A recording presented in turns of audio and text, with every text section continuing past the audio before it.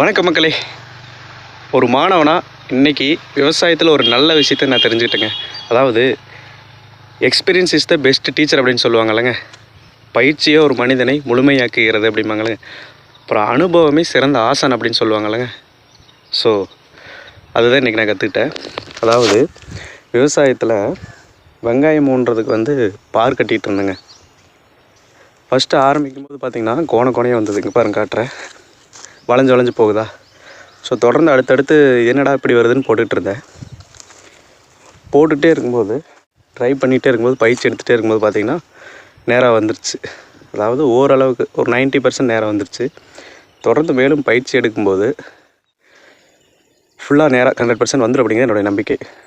So எதுவுமே தொடர்ந்து பயிற்சி செய்யும்போது, முயற்சி செய்யும்போது வெற்றி அடையலாம் அப்படிங்கிறது என்னுடைய கருத்து இதன் மூலமாக. சரிங்களா?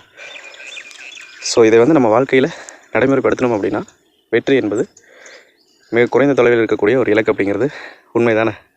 ஓகேங்க, மீண்டும் நல்லதொரு காணொலியில் சந்திப்போம். டாட்டா, பாய் பாய்.